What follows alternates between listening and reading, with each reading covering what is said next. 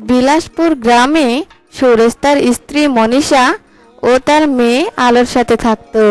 সুরেশ একজন দিনমজুর ছিল। ভালোই চলছিল তাদের দিন, কিন্তু হঠাৎ মনীষা ভীষণ অসুস্থ হয়ে পড়ে। এ কি রে মা, তুই এখানে এভাবে বসে আছিস কেন? কি হয়েছে তোর? আর তোর মুখটাই বা এমন শুকনা কেন? বাবা, আমার বড্ড খিদে পেয়েছে। ঘরে তো কোনো খাবারও নেই, আর মাও তো বিছানা থেকে উঠতে পারে না। তাই আমি সারাদিন না খেয়ে আছি, আর মাও কিছু খায়নি।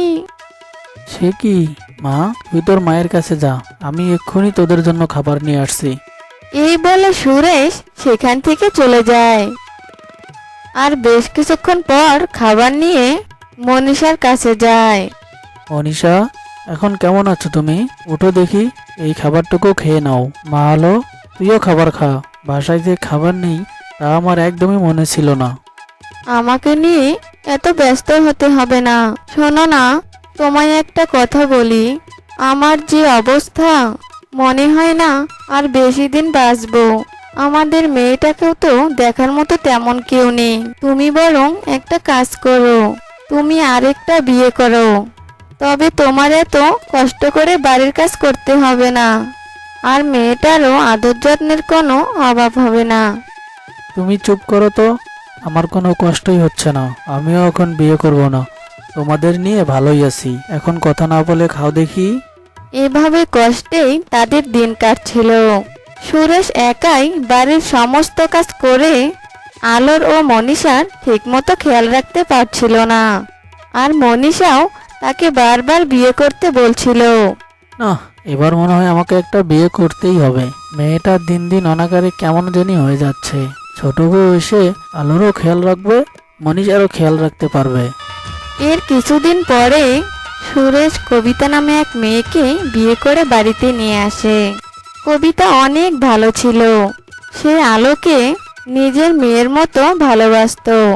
কিন্তু হঠাৎই মনীষার অসুস্থতা বেড়ে যায়, আর কয়েকদিনের মধ্যেই মনীষা মারা যায়। মা, ও মা, তোমার কি হলো? মা, কথা বলো মা, তুমি আমায় ছেড়ে কেন চলে গেলে? ও ছোট মা, তুমি মাকে কথা বলতে বলো না। কাঁদিস না রে মা, আমি তো আছি। মানুষ কি আর চিরকাল বেঁচে থাকে বল? মনীষা মারা যাওয়ার পর থেকে কবিতায় আলোকে অনেক আদর যত্নই বড় করতে থাকে। কোথায় গেছিল আমার সোনা মা? আর এমন চাঁদবানা মুখে কালো মেঘের ছায়াই বা পড়েছে কেন?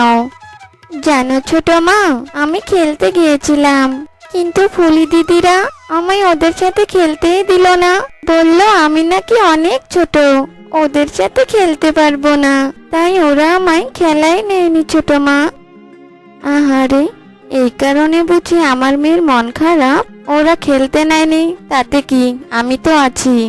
ছোট মা খেলবে আমার আলোর রাজকন্যার সাথে। আর জানিস তো মা, তোর বাবাকে তোর জন্য পুতুল আনতে বলেছি। তোর বাবা পুতুল আনলে ওই পুতুলটা দিয়েই আমরা খেলবো। কবিতার কথা শেষ না হতেই সুরেশ সেখানে পুতুল নিয়ে চলে আসে। আর পুতুল দেখে তো আলো ভীষণ খুশি হয়। কি সুন্দর পুতুলটা! ছোট মা, বাবা, তোমরা দুজনেই অনেক ভালো। ছোট মা এসো, এবার আমরা এই পুতুল নিয়ে খেলবো। বাবা, তোমাকেও কিন্তু খেলতে হবে। এরপর তারা তিনজন মিলেই পুতুল নিয়ে খেলতে থাকে। এভাবে হাসি মজায় তাদের তিনজনের দিন কাটছিল।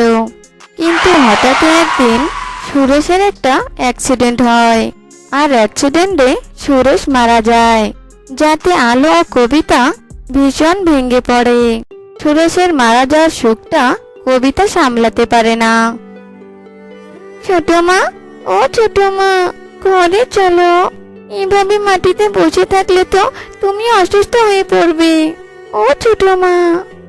এই, কে রে তুই? যা যা, এখান থেকে যা। তুই আমার হাতের মার খাবি কিন্তু। চলে যা আমার কাছ থেকে। আর জানিস তুই, একটু পর আমার স্বামী এখানে আসবে। আমি তার জন্য রান্না করছি। এই, তুই এখনো যাসনি এখান থেকে? যা বলছি। কবিতার কথা শুনে আলো কাঁদতে কাঁদতে সেখান থেকে চলে যায়। এরপর থেকে আলো তাদের মা মেয়ের খাবার জোগাতো। একদিন কবিতা রাস্তা দিয়ে আসার সময় একটা বাচ্চাকে মারে, যেটা অন্য লোকেরা দেখতে পায়, আর কবিতাকে সেই লোকগুলো মারতে থাকে। আলো ওই দিক দিয়ে ভিক্ষে করে ফেরার সময় তা দেখতে পায় আর তাড়াতাড়ি করে সেখানে যায়। আপনারা মারবেন না আমার ছোট মাকে, ছেড়ে দিন ওনাকে। আমার মা মানসিকভাবে অসুস্থ, উনি না বুঝে ভুল করেছে। আমার মাকে মারবেন না, আমার মাকে ছেড়ে দিন। ও ও বুঝি পাগলি? তা বাপু, পাগল ছাগলকে এভাবে রাস্তায় ছেড়েছে কেন? পাগলি মাকে এভাবে কেউ রাস্তায় ছাড়ে? বাড়িতে বেঁধে রাখলেই তো পারো। যত সব পাগল ছাগল। এ শুনে আলো অনেক কষ্ট পায়, আর আলো তার ছোট মাকে নিয়ে বাড়িতে চলে যায় আর তার মাকে খাটের সাথে বেঁধে রাখে। বাবা, তুমি আমাদেরকে একা করে কেন চলে গেলে? মা তো সেই কবেই চলে গেছে। এসে তুমিও আমাদের ফাঁকি দিয়ে চলে গেলে। তুমি থাকলে আজ ছোট মায়ের এই অবস্থা হতো না। আমরা তিনজনে কত ভালো ছিলাম, কিন্তু এক নিমিষে সব শেষ হয়ে গেল। আর আমাকেও রাস্তায় রাস্তায় ভিক্ষে করতে হয়। তুমি কেন চলে গেলে বাবা? তুমি আমাদের কাছে থাকলে আমাদের জীবনটা অন্যরকম হতো। এইসব বলে আলো কাঁদতে থাকে। অসুস্থ ভাষ্যমহীন কবিতাকে নিয়ে কোনো রকমে আলোর দিন কাটছিল। একদিন আলো যখন রাস্তায় ভিক্ষে করছিল, একটা মহিলা রাস্তা দিয়ে আনমনে হাঁটছিল, আর তার দিকে একটা গাড়ি এগিয়ে আসছে। এটা দেখে আলো তাড়াতাড়ি করে মহিলার কাছে যায় আর তাকে ধাক্কা দিয়ে গাড়ির সামন থেকে সরিয়ে দেয়।